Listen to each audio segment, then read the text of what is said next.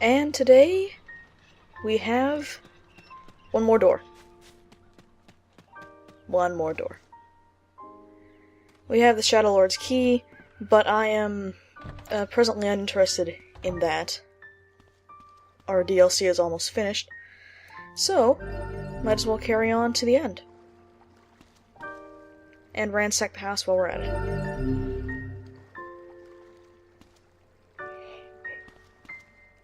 You know, in retrospect, I keep getting defense capsules and spirit capsules, and I don't think I ever bother using them. Which is probably not smart. Oh well. Right then, third door, final door.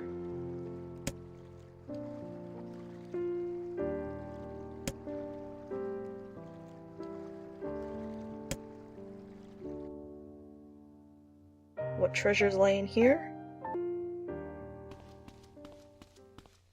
Actually, treasures lay in here. But we'll see that in a minute. Or 10.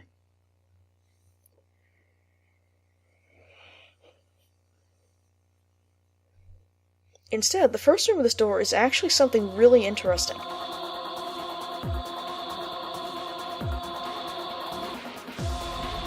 It's not that part, it's this part.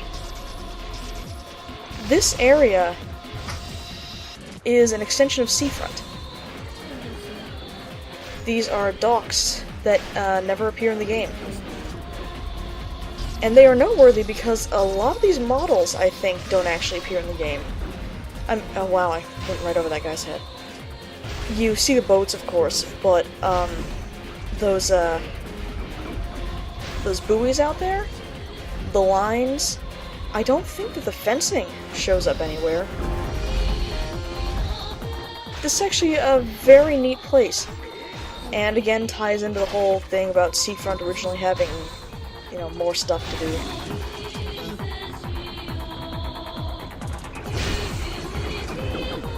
I quite like it. This neat area. Pretty interesting for combat, and definitely unique. It is also, as you probably notice, pretty easy to see. There aren't any crazy filters over this. That still doesn't stop me from being completely blind, apparently, but there are no crazy filters.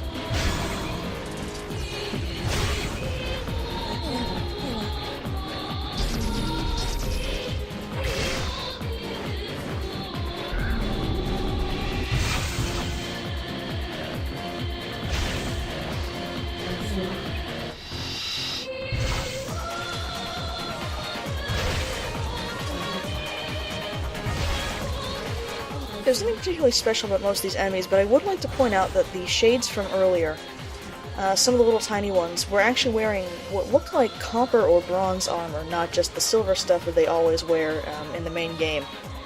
I'm not sure if that was just for some visual differentiation, or hey, Seafront! See, there it is. A little ways off the place. Can't swim to it. Right, visual differentiation from normal shades, or just to add some interest, perhaps. Or if that was originally some kind of cut content, like shades were supposed to have different levels of armor.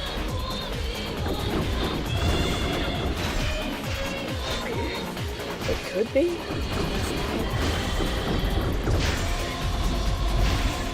But once again, I'm making stuff up. You'll never know.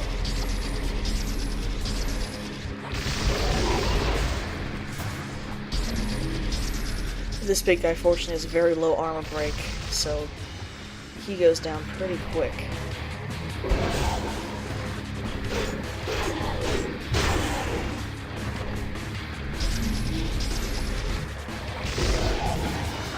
Yeah.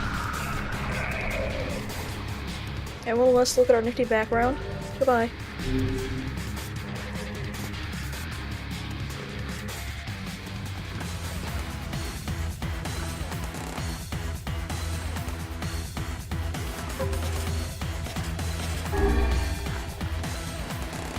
We are in Emil's library, and we are fighting boars. Truly the strongest of all of the demons that we have faced. This room seems to think that it's actually quite a bit of a challenge to fight all these boars, especially if you aggro them all at once. It really is. 3 boars charging you down at once is a bit dicey. So all of the little mini shades that spawn will actually give you medicinal herbs. And a lot of them spawn. There are finite numbers, but there are just so many of them. If you have any competency with fighting boars whatsoever, you really do not need this many medicinal herbs. As I immediately use one.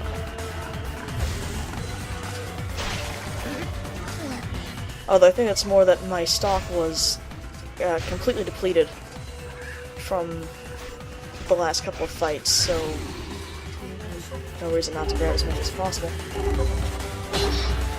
Or abuse them.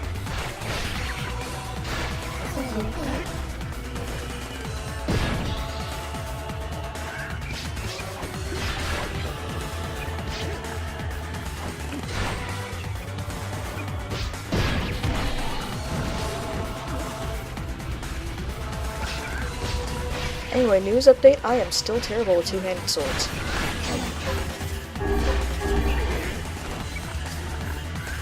But these things are hemorrhaging so many health items, there's really no point. Not experimenting, at least.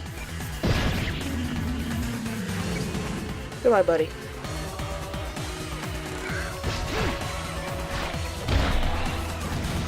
The easiest way to kill the boars is what I did with the spear earlier, incidentally. Just, if you hit him enough times, then charge, he will always wind up suffering from the knockback effect, and you can just wail on him endlessly. Assuming that you actually hit him with the charge. I had that one time well enough that all the little shades died right around this final boar did. Usually what happens is you kill 3 boars, then you have like 15 more shades to kill. It's a bit silly. Now this upcoming room here is the reason above all else to purchase the DLC. Just watch the item tick around the corner there. This gets a bit insane. See, this room offers quite a few enemies, as the original research laboratory did. And it also offers these big spike armor guys, again.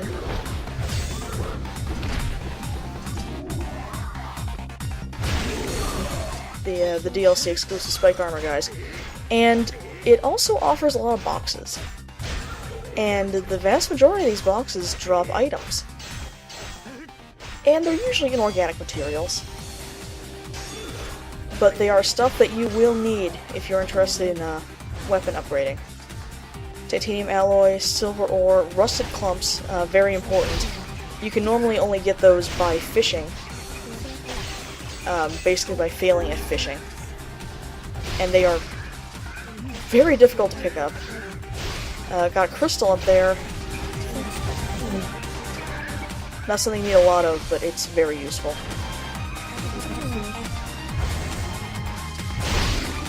But the rusted clumps in particular are going to come at you hard and fast, and they are much appreciated because fishing for them is awful.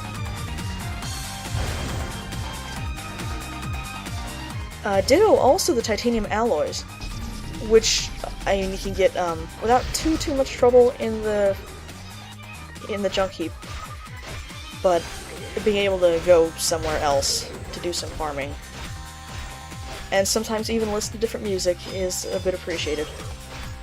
You will also get a ton of alloys in here, so you don't even need to bother with fighting a whole lot of the P32s. It's a bit of a reprieve.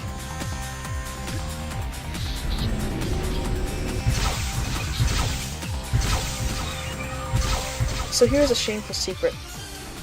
This door kicked my ass. A lot. I had to run through it 4 different times before I finally managed to not die. I don't know if I mentioned this earlier, and if I did, it was probably a long time ago, but if you die in one of the doors, you get sent outside. You get kicked out. And when you come back in, you have to start from the beginning of the door instead of being able to pick up wherever you left off. So, in my attempts, I wound up reaching this room once and getting murdered. And obviously I reached it again and did not get murdered. And then I reached it this time. And I chose to keep this particular footage because of what you're going to see up in one of these boxes. Not that.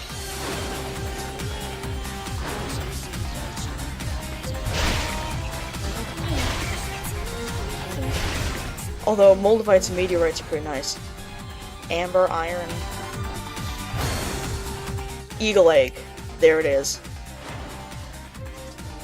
This room is my sole source of eagle eggs. I have only ever gotten one eagle egg out of the area, and it was the one that the quest gives you a 100% chance of picking up. I have never tried farming at the area, because it is awful. The area is also farming, I guess. But here, just about every other time I would walk into this room here, one of those boxes would contain an eagle egg. And given that you need, I believe, 5 of them, this went a lot better than it would have gone normally. That box was the tipping point in my decision to purchase the DLC. And that's kind of sad. I admit it. Still, if you're going to be farming and, you know, you've got, I think, $8 to spare, might as well. Because these things are kind of nifty. And this entire little combat challenge is actually pretty cool. And tough. Again, going back to the whole, ass handed to me by this door thing.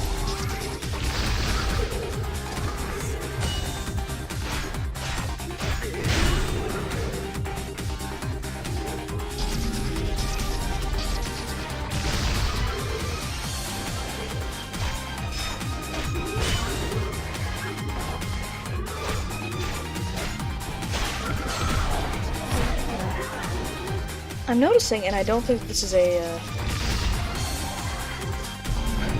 damn it, difficulty or level, difference.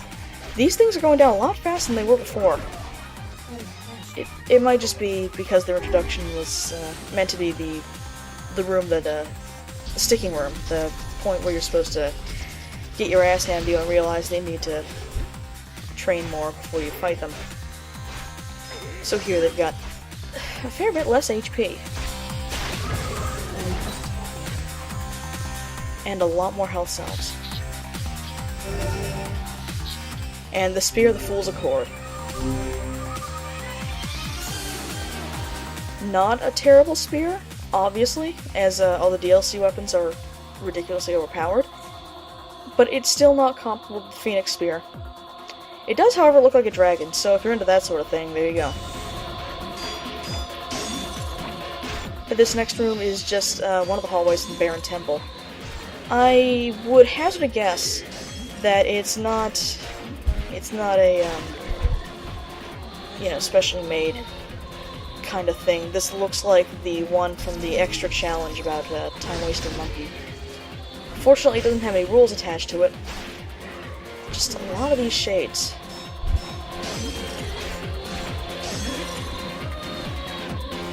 I cared about this a lot less on this particular run, but one of the first recordings I did, one of the, you know, occasions with the door and the ass and the kicking and stuff, I was extremely careful to keep progress through this room at a minimum, like literal forward progress. The reason for that being that all of these shades will spawn at very specific points, and I had a good recollection that the last time I did this, I always forgot about it, and I would always get back attacked. And then I would die. And that made me a little bit sad.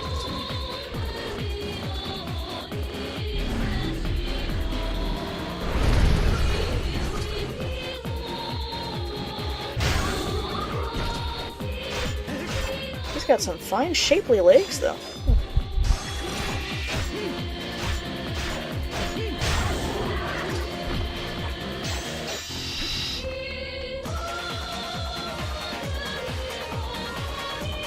I think it's...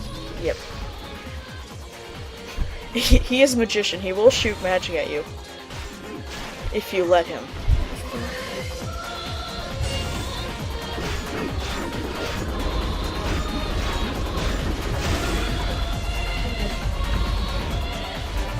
I like that, actually.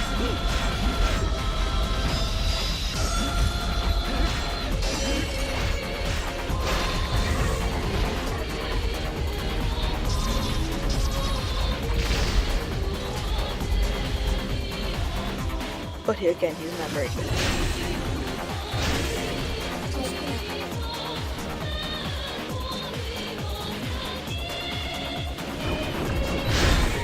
Anyway, a whole bunch of waves of enemies coming through here, as you can see. I think that this is usually the brick wall room, or at least it was for me. You get into this room, and this is the time when you realize that you're probably not gonna make it. The first two are kind of sort of gimmies, and the last one is mostly a gimme. You can get blindsided by these big armor guys, but it's not terribly hard. This one, though, has enough enemies, and it does actually limit the medical stuff that it gives you, that you might get your head caved in with a big giant armor spiked bat. A common problem.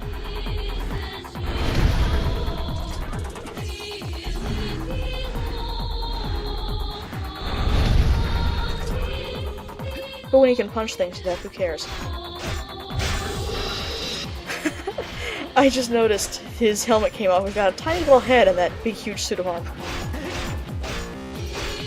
I'm sure it would look fine if he didn't have any armor left, but that just looks silly. Alright. Music change, health bar appears. I try and attack from too far away. Magic dissipates. Waste of MP. Fortunately, as per usual, this guy is not particularly strong, or, well, threatening, I should say. He's plenty strong, but he's predictable enough.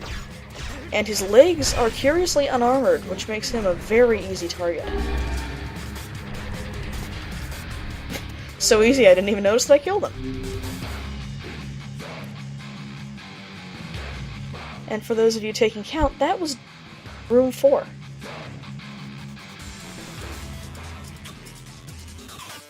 Now we have 5.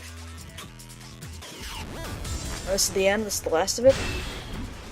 It is located in a rather interesting mishmash of the Barren Temple exterior. I'm not really sure if these are supposed to be related, to be honest.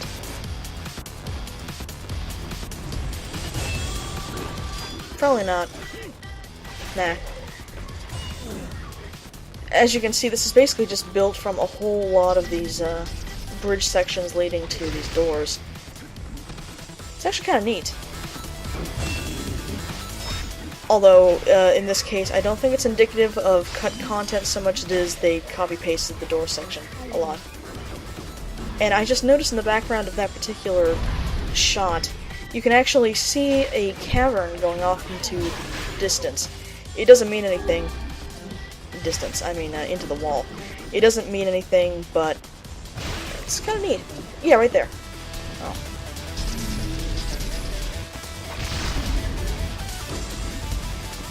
I'm sure one of those is in the Barren Temple somewhere. This really is just copy-pasted assets.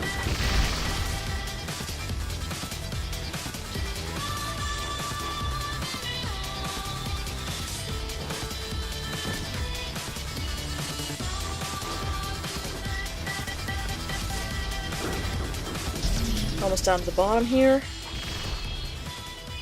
Most of the enemies, not terribly difficult.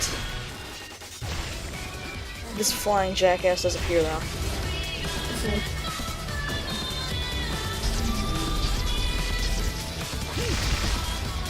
Fortunately, he just kind of dies when you hit him. Goodbye. Bye, buddy.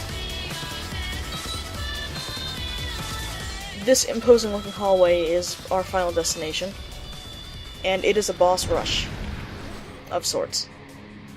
Whoa.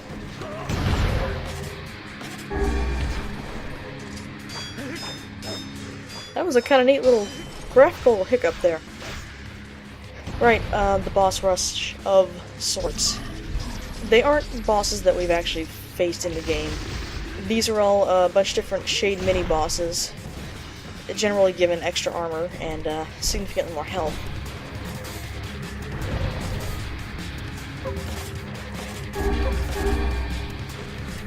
This first guy, of course, is our cleaver friend, who uses cleavers. That's why I gave him that name. And, he's very much a Hulk smash kind of guy. Hulk smash and lava pillars. That can be a bit tricky when you're trying to hit him from up close, given the shockwave and the fact that it's massive, but not so bad. Here's the man with the hammer arms, who, come to think of it, has a very similar strategy to Cleaver Buddy, that is, Smash and Lava Pillar. He does not, however, have the same shockwave ability, which kind of makes the guy with the cleavers a little bit tougher. Although maybe his hammers actually do more damage? I never bothered to compare. Not that I can anymore. This jackass, of course, is an armored version of the shade that used to hang out on the plains. The same shade that attacked during the prologue. The same shade that does a weird Care Bear stare kind of thing there.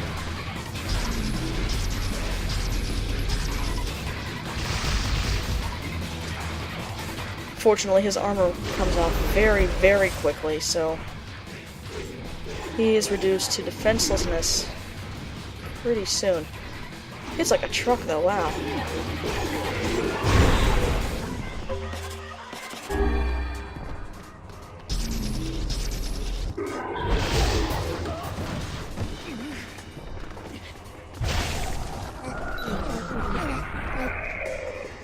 Now this one's interesting.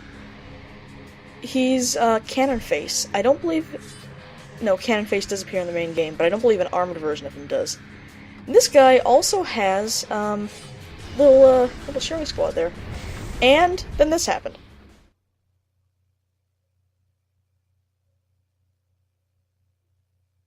I'm not a big fan of Cannon Face. Fortunately, Cannon Face is actually the last shade, and by fortunately I mean I had to do that entire thing all over again. So let's just skip that. Fun fact about this door, you can jump to the end. Just ignore all of the shades.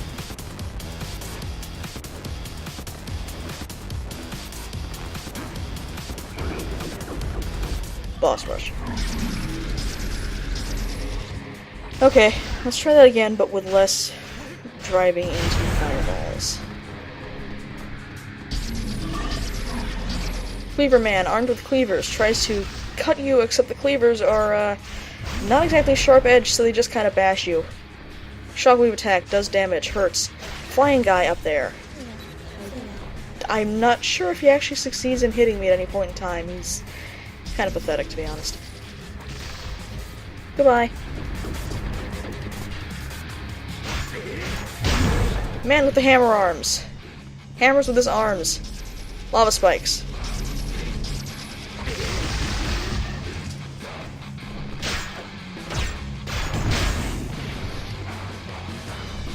Does not take hits to the belly very well, apparently. Next, the jackass from the plains. Just as easy as he ever was. This guy's strategy does not change in any of his appearances.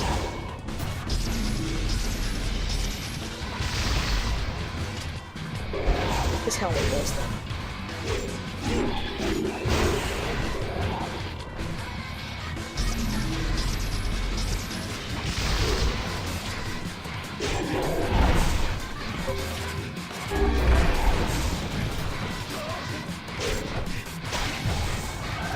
And finally, cannon face. Now, again, the armored cannon face that we see here does not appear in the main storyline. I also believe that the cannon faces that you fight in the main game, being, I think, they only appear in the Lost Shrine and one in the desert, possibly. I believe that they do not fire actual fireballs, they just stick with magic. Which, is what threw me the last time. The fireballs cannot be cut through, they just hurt. A lot. Forever. Fortunately, as long as I'm not a complete moron, he's easy enough to take down.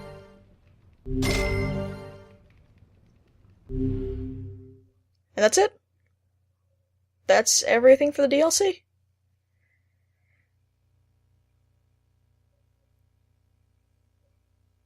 We don't get any more costumes, we just get a large amount of money, and some completely unnecessary experience. So, party, your conclusion?